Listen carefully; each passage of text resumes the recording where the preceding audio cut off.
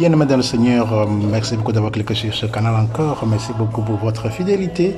Voilà, nous sommes de retour de ce congé qui a pris du temps et que nous étions absents.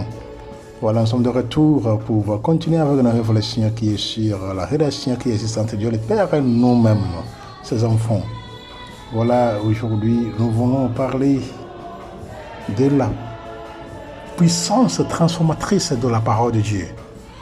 La puissance transformatrice de la parole de Dieu, ça veut dire de la Bible. La puissance transformatrice de la Bible. Dieu qui inspire son peuple, Dieu qui conduit son peuple, Dieu qui est aux côtés de son peuple, Dieu qui fait partie intégrante de l'histoire de l'humanité, Dieu qui est là à nos côtés pour pouvoir nous guider, diriger à travers sa parole. Comme nous savons, une seule phase de la parole de Dieu peut renverser un homme et le changer complètement. Pour que le monde change d'une manière positive, il faut que l'homme change. Donc lorsque la parole de Dieu change le cœur, la vie de l'homme, lorsque la parole de Dieu change l'être de l'homme, l'homme devient un outil transformateur de transformation sociale. Donc le monde sera sauvé à travers l'homme. Donc pour pouvoir changer le monde, l'homme doit être d'abord changé. Pour que l'homme se change, nous parlons de son être intérieur. Les idéologies qui changent, qui sont purifiées, sanctifiées, exorcisées, qui sont toujours aptes pour pouvoir continuer avec la volonté de Dieu, ce que Dieu veut que nous fassions. Et la parole de Dieu, c'est quoi? Bien disons, c'est quoi la Bible? La Bible, nous avons dit d'une manière simple que la Bible, c'est la parole de Dieu dans les paroles humaines. Je me suis rappelé lorsque j'étais encore sur les bancs de la théologie à l'époque, c'était ça, d'une manière simple. La Bible, c'est la parole de Dieu dans les paroles humaines, où lui-même a inspiré l'homme pour que l'homme puisse, à travers ces inspirations, écrire ce que Dieu veut. C'est ça. La parole de Dieu a cette puissance. Donc, lorsque l'on prolonge dans les Écritures, il est impossible de passer à côté d'une vérité resplendissante. La parole de Dieu est vivante et active. Elle n'est pas un simple ensemble de textes anciens ou de préceptes moraux désuets, mais une source intarissable de puissance qui a le potentiel de transformer nos vies de fond en comble. Vous voyez, c'est ça. La parole de Dieu transforme toute notre vie. La parole de Dieu vient nous purifier, sanctifier. La parole de Dieu vient nous délivrer, transformer. La parole de Dieu vient nous restaurer. La parole de Dieu vient nous réparer. La parole de Dieu vient nous protéger, vient nous guérir, vient nous exorciser. La parole de Dieu vient nous ouvrir les yeux, les oreilles. Cœur, intelligence spirituelle, la parole de Dieu vient nous débloquer dans tous nos blocages nécessaires. Vous voyez? Donc la parole de Dieu n'est pas là seulement pour être lue comme des journaux. La parole de Dieu est là pour être lue silencieusement, pour être lue, méditer, célébrer, partager, chanter, pour pouvoir avoir des fruits. Ouais. Donc la parole de Dieu est une épée tranchante. L'auteur de l'épître aux Hébreux compare la parole de Dieu à une épée tranchante des deux côtés, capable de séparer l'âme et l'esprit, les articulations et la moelle. Elle juge les pensées et les attitudes du cœur. Hébreux chapitre 4, verset 12. Donc cette imagerie puissante révèle une des facettes de la force de la parole, celle de pénétrer profondément en nous, de mettre au jour ce qui est caché, de nous conduire à la vérité sur nous-mêmes et sur Dieu. Et la parole de Dieu est un miroir de l'âme.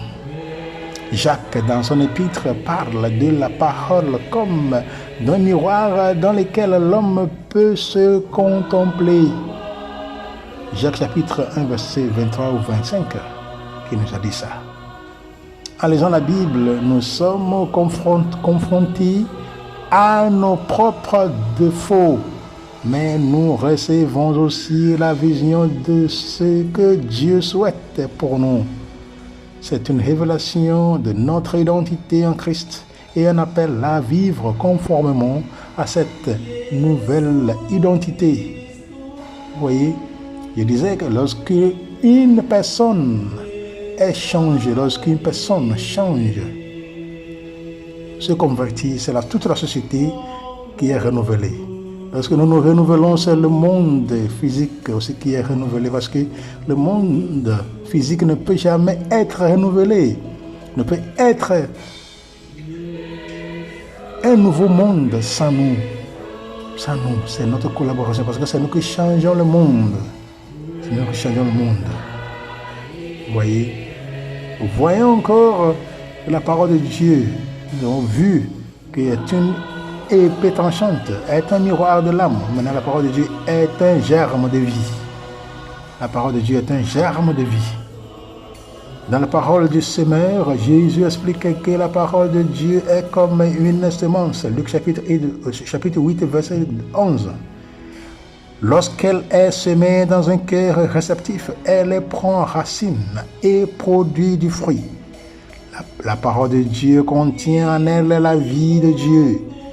Lorsqu'elle est accueillie dans un cœur ouvert, cette vie divine se manifeste sous forme de changements intérieurs et extérieurs, de nouvelles perspectives, attitudes et actions. Voilà. Homme nouveau, le monde nouveau. C'est ça. La parole de Dieu aussi est un fondement inébranlable.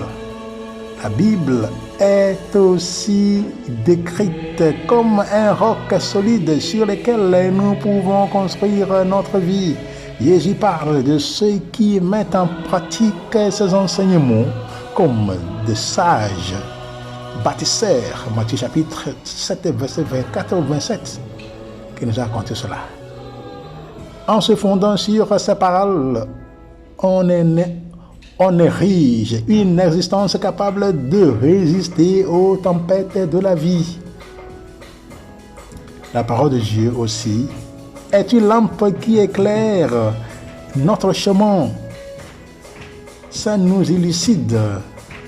Vous voyez? Donc dans un monde où les ténèbres semblent parfois envahir notre horizon, la parole de Dieu est la lumière qui persiste, comme Psaume 119, verset 105. Oui. Donc elle éclaire notre sentier, offre la sagesse dans la confusion, la direction dans le doute et l'espérance dans l'adversité. Dans la parole de Dieu est un outil pour pouvoir transformer, pour pouvoir nous aider à nous restituer dans toutes nos confusions, dans toutes nos malaises. Lorsque nous sommes perdus, la parole de Dieu est là pour pouvoir nous inspirer, pour pouvoir nous retrouver. Donc, ça dépend de comment nous, étant comme chrétiens, nous rencontrons avec le Seigneur dans sa parole. Notre relation avec la Bible, avec la parole de Dieu est très nécessaire. Notre rencontre avec les Écritures. Il faut que nous nous rencontrions au Seigneur. Rencontrer le Seigneur dans ses Écritures, dans ses paroles. En tant que chrétiens, nous sommes invités à embrasser la parole de Dieu, pas seulement comme un guide ou une source d'inspiration, mais comme le fondement même de notre existence. Elle est à la fois le souffle qui nous anime et le pain qui nous nourrit.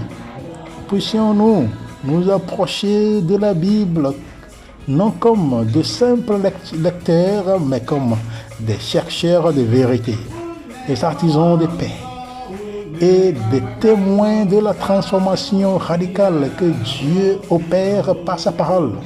chaque verset, chaque récit, chaque prédication, chaque prédiction et chaque commandement porte en lui une force qui peut bouleverser notre monde. Engageons-nous donc à lire, à la méditer, à la mettre en pratique, car c'est ainsi que nous activerons sa puissance transformatrice dans nos vies. Comme je l'ai dit, c'est très nécessaire de toujours mettre en pratique la parole de Dieu, parce que Dieu passe par là pour pouvoir nous sauver. Pour continuer un peu sur ce chemin de la parole de Dieu, nous ne pouvons pas cesser pour voir dans les Écritures, encore dans l'Ancien Testament et dans le Nouveau Testament, ce qui s'est passé. Voir encore la puissance transformatrice de la parole de Dieu. Quand nous lisons 2 Rois chapitre 22, versets 3 au 20, qu'est-ce qui pousse le roi Josias à déchirer ses vêtements? En quoi cette découverte change-t-elle non seulement le roi, mais toute la nation de Juda? Vous voyez, dans l'année 621 avant Jésus-Christ, quand Josias avait environ 25 ans, Hilkia, le grand prêtre, découvrit le livre de la loi, c'est-à-dire probablement les 5 premiers livres de Moïse, ou plus précisément le livre du Deutéronome, le livre de Deutéronome. Pendant le règne de son père Amon et de son diabolique grand-père Manassé, ce rouleau avait été perdu en pleine adoration de Baal, de la Shéra et de toute l'armée du ciel. 2 Rois chapitre 21, de verset 3 à 9, nous dit ça. Alors que Josias entend les conditions de l'alliance, il déchire ses vêtements de désespoir, car il se rend compte combien lui et son peuple s'étaient éloignés de l'adoration du vrai Dieu. Il initia immédiatement une réforme dans le pays en démolissant les lieux de culte et en détruisant les idoles de dieux étrangers. Après cela, il ne restait plus en Juda qu'un seul endroit pour adorer, le temple de Dieu à Jérusalem. La découverte de la parole de Dieu a pour effet la conviction, la repentance et la puissance nécessaire pour changer. Ce changement commence avec Josias et se répandit finalement au reste de Juda. C'est nécessaire, mes frères et sœurs, de prendre au sérieux la parole de Dieu. La parole de Dieu a puissance pour transformer, pour changer le monde, pour enlever le mauvais de le monde. Et maintenant, de quelle manière la Bible nous assure-t-elle qu'elle est le pouvoir de changer notre vie et de nous montrer le chemin du salut? Quand nous lisons Jean chapitre 16, verset 13, Jean 17, 17, Hébreux 4, 12 encore, et Romains 12, 2. Vous voyez, l'un des témoignages le plus puissant et faveur de la puissance de la Bible, c'est la vie transformée. C'est la vie transformée d'une personne. Il disait, lorsque une personne est transformée, une personne est changée, convertie, tout le monde entier est transformé, converti. Tout sera bon. C'est la parole de Dieu qui transperce le péché et la dépravation humaine et qui révèle notre véritable nature et notre besoin d'un sauveur. un livre unique comme la Bible, constitué dans l'histoire, imprégné de prophéties et ayant le pouvoir de transformer notre vie, doit également être interprété de manière unique. On ne peut l'interpréter comme n'importe quel autre livre, car la parole vivante de Dieu doit être comprise à la lumière d'un Christ vivant qui a promis d'envoyer son esprit pour nous conduire dans toute la vérité. Jean chapitre 16, verset 13, Jean 16, 13. Donc la Bible, ainsi, en tant que révélation de la vérité de Dieu, doit contenir ses propres principes internes d'interprétation. On peut trouver ces principes en étudiant comment les auteurs des Écritures ont employé les Écritures et ont été guidés par elles, tandis qu'ils laissaient les Écritures s'interpréter elles-mêmes. Vous voyez? Donc, ce que nous sommes en train de dire, c'est qu'il faut être sérieux, il faut se dire la vérité, que la parole de Dieu n'est pas là seulement pour être blagué avec. Mais la parole de Dieu est là, pour nous aider. La parole de Dieu est là pour nous conduire étant chrétiens. Si nous sommes des chrétiens, il faut se laisser conduire par la parole de Dieu. Si nous sommes chrétiens, il faut se laisser toujours guider par sa parole. Parce que la parole de Dieu est là pour pouvoir nous élucider, pour pouvoir nous cheminer, nous acheminer vers notre salut. La parole de Dieu est là pour pouvoir nous aider à être nous-mêmes. Elle est là pour pouvoir nous montrer le chemin, la vérité et la vie qu'est Jésus-Christ. Lui-même est venu pour nous guider. Il a laissé sa parole, la parole de Dieu est là.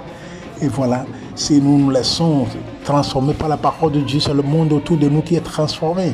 Lorsque ma vie est transformée, ma vie devient comme lumière pour les autres autour de moi. Lorsque je me laisse inonder par la parole de Dieu, lorsque je me laisse transformer par la parole de Dieu, lorsque je me laisse délivrer par la parole de Dieu, lorsque je me laisse sanctifier, purifier, sanctifier par la parole de Dieu, lorsque je me laisse exorciser par la parole de Dieu, ma vie devient une lumière intarissable. Ma vie devient une lumière vraie pour mes frères et sœurs, tous ceux qui sont autour de moi. Donc c'est une très belle et bonne chose de se laisser toujours guider par la parole de Dieu, de se laisser toujours interroger par la parole de Dieu, de se laisser toujours toucher par la parole de Dieu, de se laisser toujours guider par la parole de Dieu, acheminer par la parole de Dieu, guérir par la parole de Dieu, de se laisser toujours toucher par la parole de Dieu. Il faut que la parole de Dieu soit le médicament pour notre vie. Il faut que la parole de Dieu soit là pour nous pouvoir nous servir comme la solution pour toutes nos vicissitudes dans la vie. Vous voyez, même les maladies qui sont déclarées non avoir des médicaments, la parole de Dieu est là pour servir comme médicament. Ça dépend de la foi de chacun de nous. Il y en a qui n'ont pas le sang dans les corps. Il y en a qui ont cancer et devraient mourir. Il y en a qui ont plusieurs d'autres types de maladies dans leur vie sans avoir le repère, sans avoir des solutions, des médicaments pour se soigner. Mais la parole de Dieu est là toujours pour être la solution. Avec la parole de Dieu, on peut cesser toutes les guerres dans ce monde. Si chaque chrétien lit la parole de Dieu, prie avec la parole de Dieu, si chaque chrétien pratique la parole de Dieu d'une manière bonne, selon la volonté de Dieu, toutes les guerres et les maladies qui se trouvent dans ce monde vont disparaître. Ça va venir, mais avec ces prières, méditation, ça va partir. Il y en a qui sont au bout de souffle, qui sont au bout de mourir, sur le point de mourir, de rendre l'âme. Il y en a qui sont même dans le coma pendant longtemps, avec la parole de Dieu, sont ressuscités aujourd'hui. Ils sont guéris aujourd'hui. La parole de Dieu fait des merveilles chaque jour dans notre vie. Mais ça va faire cela pour ceux qui croient, pour ceux qui pratiquent, pour ceux qui la lisent, pour ceux qui la lisent, pour ceux qui la méditent, pour ceux qui la célèbrent, pour ceux qui la partagent, pour ceux qui la chantent, pour ceux qui en croient vraiment, pour ceux qui s'adonnent à elle. Elle va les transformer. La parole de Dieu est un outil de transformation et spirituelle et physique et psychologique et psychosomatique dans toutes les dimensions composantes de l'homme, disons humaine. L'homme, nous sommes spirituels, nous sommes des êtres spirituels. Donc la parole de Dieu vient aussi pour pouvoir nous inspirer, pour pouvoir nous guérir, pour guérir notre être intérieur, notre esprit, notre âme. La parole de Dieu est venue pour pouvoir nous mettre sur place, pour pouvoir nous régler. Vous voyez, la parole de Dieu est venue pour faire son travail en nous. Si nous nous laissons interrogé par la parole de Dieu, la vie sera paisible. Vous pouvez même croire qu'un terrain même qui ne produit pas, des personnes qui sont en train de se bagarrer pour le terrain ici, là, voilà, l'autre a pris la terre qui est fertile, a donné l'autre l'autre partie qui n'est pas fertile, qui est usée, le terrain. Mais avec la prière, la parole de Dieu, voilà, avec la prière, à travers la méditation de la parole de Dieu, celui qui a une terre pauvre a donné plus de récolte que celui qui a une terre fertile, physiquement parlant. Vous voyez ce que la parole de Dieu fait, c'est ça. La parole de Dieu fait ce qui est impossible à l'homme, ce que l'homme ne croit pas, c'est ça que la parole de Dieu fait. La parole de Dieu fait des impossibles pour être possible. Si on dit que c'est fini, c'est là que la parole de Dieu commence.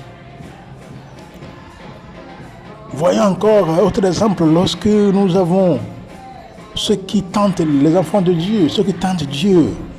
Ils pensent que la sorcellerie, ils pensent que leur sorcellerie ou bien leurs démons, leurs petits dieux, leurs divinités sont plus forts que le Créateur. Où est-ce que nous avons appris que les créatures sont plus forts que le Créateur? Où est-ce que nous avons appris ça? Comment est-ce qu'un petit peut être plus que son grand-père? Grand-père, c'est grand-père, n'est-ce pas?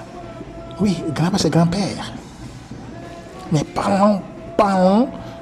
parlons d'une chose spirituelle. Comment est-ce qu'une créature puisse être plus puissante que le Créateur lui-même? Ce n'est pas évident, parce que les créatures, comme nous, comme les animaux, comme les plantes, comme les êtres et les non-êtres vivants, nous sommes tous des créatures.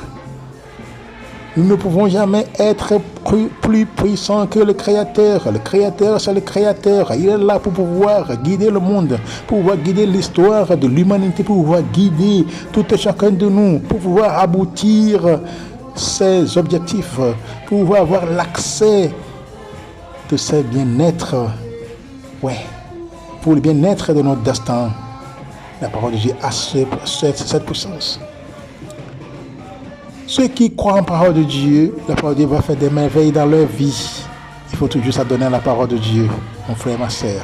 Si vous êtes chrétien, si vous êtes chrétienne, il ne faut pas blaguer avec la parole de Dieu. Nous, on était petits lorsqu'on avait commencé avec la parole de Dieu, on lisait à l'église. On était tout petits.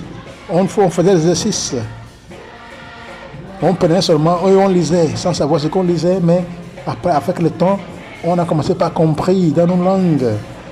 Vous voyez, aujourd'hui, nous sommes à un niveau très haut quand on parle de la parole de Dieu, quand nous parlons de la parole de Dieu. Il faut lire toujours la parole de Dieu, il faut toujours la méditer, il faut toujours la célébrer, il faut toujours la chanter, il faut toujours la partager. Il faut toujours croire en elle. La Bible est une force transformatrice. La Bible, nous l'avons vu en département, nous l'avons vu en catégorie.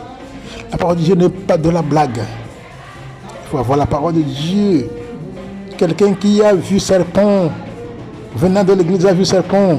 Heureusement que la personne avait eu la Bible en main, a vu un grand serpent, cobra comme ça qu'il voulait. Le monde, la montre. Voilà. Au nom de Jésus-Christ, je te commande, laisse-moi. Et la personne a frappé, a jeté comme caillou la parole de Dieu en main. Et le serpent était mort. Vous voyez, donc ce n'est pas de la blague, la parole de Dieu. Ça dépend de celui qui l'a en main. Ça dépend de celui qui l'a en main. Si vous avez la parole de Dieu en main, vous allez faire des merveilles. C'est-à-dire qu'il faut que la parole de Dieu soit notre nourriture. Il faut la manger, il faut la mâcher. Il faut que la parole de Dieu remplisse notre esprit. Il faut lire. Il faut avoir des petits versets en tête. Et chapitre tel, verset tel, dit ceci. C'est ça nos outils spirituels. Parce que nous sommes au combat spirituel où l'ennemi ne veut jamais nous laisser, les enfants de Dieu, d'être libres. D'être à l'aise. L'ennemi ne veut pas que nous soyons à l'aise. Comme enfants de Dieu, l'ennemi est là aux aguets pour pouvoir nous voler de notre Créateur, pour ne pas avoir l'accès total dans notre adoration au Seigneur. C'est à nous maintenant de ne pas nous laisser. Il faut s'efforcer de ne pas se laisser conduire par les choses mondaines jusqu'à tomber dans les trous. Il faut que nous nous adonnions au Seigneur en tout temps à travers sa parole. Mon frère, ma sœur, pour qui m'écoutez, c'est ça. Nous autres, nous l'avons fait comme expérience et nous sommes très loin aujourd'hui au niveau de la foi chrétienne. Le Seigneur fait des merveilles dans nos vies, aux autres que nous rencontrons dans notre vie, dans nos chemins. Je voudrais que vous aussi, vous ayez cette expérience avec la parole de Dieu, avec la Bible. Comme ça, vous soyez sauvés, vous soyez à l'aise. Que vous soyez à l'aise toujours pour vous rencontrer avec d'autres. Pour que vous soyez aussi lumière pour les autres, pour éclairer les pas. Parce que lorsque nous lisons la parole de Dieu, lorsque nous pratiquons la parole de Dieu en tout temps, lorsque nous sommes fidèles à la parole de Dieu, la parole de Dieu devient quoi? Il nous fait devenir des accompagnateurs par force aux autres. Parce que c'est la parole de Dieu qui nous transforme. Va nous faire briller toujours. Va faire que tout ce qui sort de nos bouches, tout ce que nous pensons, tout ce que nous faisons, serve comme exemple que lui-même veut. Et les gens voient ça. Nos présences peuvent guérir les gens. Nos présences. Donc il ne faut pas blaguer avec la parole de Dieu. Soyons toujours fidèles à la parole de Dieu, à la Bible, pour que nous puissions être des instruments, des outils de transformation sociale pour nos frères et sœurs. Shalom, shalom, shalom.